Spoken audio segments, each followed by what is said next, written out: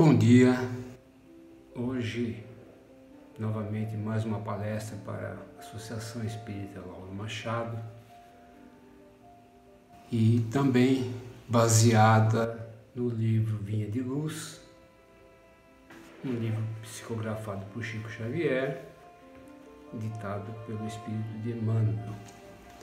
O capítulo de hoje é o de número 34 e o tema é Não Basta Ver. Emmanuel nos cita neste capítulo uma passagem da Bíblia gravado por Lucas no seu capítulo 18, versículo 43. E Lucas diz assim, neste versículo: E logo viu e o foi seguindo, glorificando a Deus. E todo o povo, vendo isto, dava louvores a Deus. É uma passagem em que, na ida de Jesus para Jerusalém, ele estava se aproximando da cidade de Jericó, uma cidade com um fluxo comercial muito grande, muito dinheiro circulando naquela região. E nesse trajeto, à margem da estrada, havia um cego de nome Bartimeu. Este cego, ele estava ali esmolando, não tinha outros meios de sobrevivência a não ser esmolar. E ficando ali à margem da estrada, nessa aproximação de Jesus, ele percebe esse burburinho, aquela multidão se aproximando, e ele, curioso para saber o que estava se passando, pergunta o que era aquilo, e dizem para ele: é Jesus que está se aproximando. Nisso, ele, naturalmente, reconheceu Jesus como o Messias, pois ele grita: Jesus, filho de Davi. Essa é uma expressão que reconhecia os descendentes deste ramo e de onde surgiria o Messias, que eles consideravam o Salvador. E aí ele, nessa sua exaltação, chamando por Jesus, tentam calá-lo, tentam fazer com que ele fique quieto, mas ele não se intimida, não se faz de rogado nessa situação em que ele estava, e clama novamente: Jesus, filho de Davi, tem misericórdia de mim. E nessa sua insistência, e aquele povo tentando tirá-lo daquela situação, porque Jesus estava passando, Jesus então pede para que vá buscá-lo, trazer o cego até ele. E Jesus então, ao se aproximar, Bartimeu se aproximar dele, pergunta: o que queres que eu te faça? O cego de Jericó, como ele era aqui nas escrituras são citadas essa passagem, diz assim: quero ver.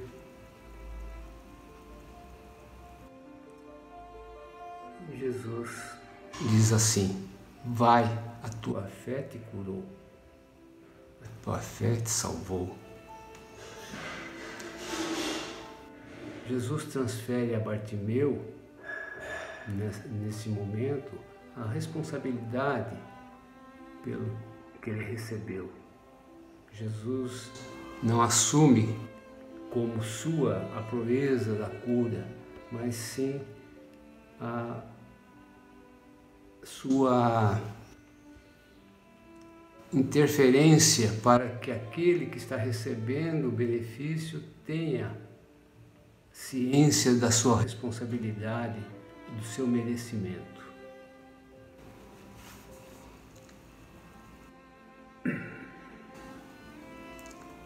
O cego de Jericó, nessa passagem, está nos ensinando algumas coisas. Veja que a multidão que ali estava enxergava apenas o que os olhos físicos podiam enxergar. Eles podiam ver fisicamente, mas na verdade eram cegos espiritualmente. Já este homem que estava à beira do caminho era cego fisicamente, mas ele enxergava mais do que toda a multidão. Ele enxergava com os olhos espirituais, ou seja, ele enxergava pela fé que seu milagre poderia se tornar ali uma realidade.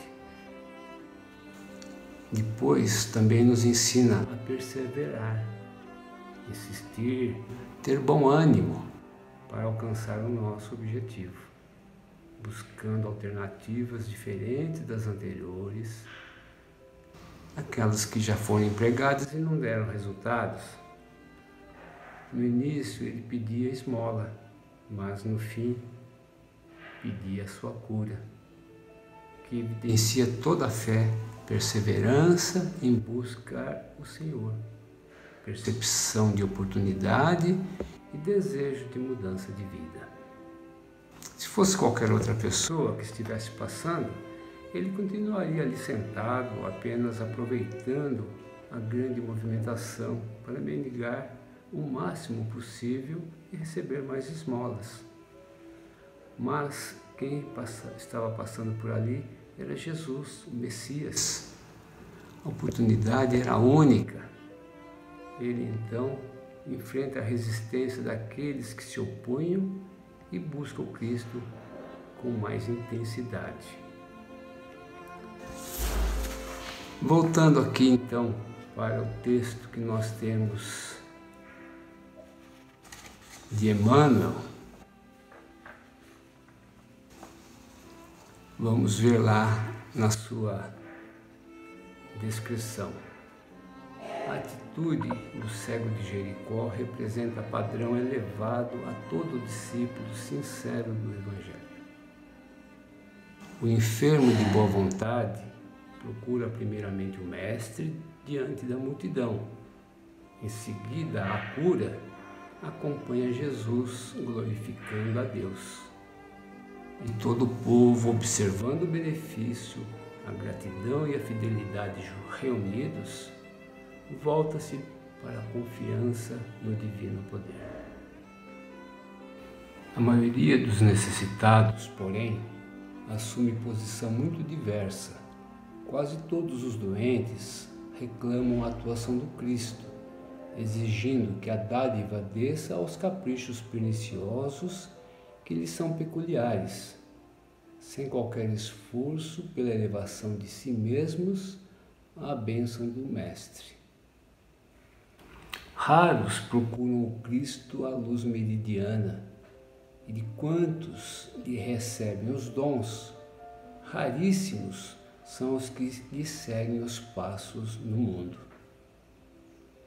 Daí procede a ausência da legítima glorificação a Deus e a cura incompleta da cegueira que os obscurecia antes do primeiro contato com a fé. Em razão disso, a terra está repleta dos que creem e descreem, estudam e não aprendem, esperam e desesperam, ensinam e não sabem, confiam e duvidam. Aquele que recebe dádivas pode ser somente beneficiário. O que, porém, recebe o favor e o agradece, vendo a luz e seguindo-a, será redimido. É óbvio que o mundo inteiro reclama visão com o Cristo, mas não basta ver.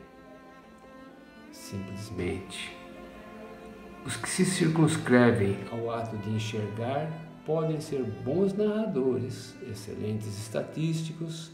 Entretanto, para ver e glorificar o Senhor é indispensável marchar nas pegadas do Cristo, escalando com Ele a montanha do trabalho e do testemunho. Esse é o texto do nosso capítulo 34 e poderemos aqui então acrescentar mais alguns comentários, fazendo essas referências com a passagem do Evangelho de Lucas, onde ele está tratando da cura do cego de Jericó.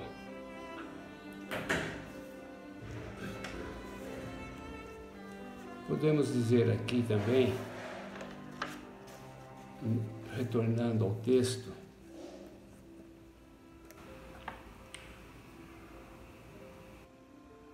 que a maioria dos necessitados assume posição muito diversa daquele que nosso personagem aqui apresentou.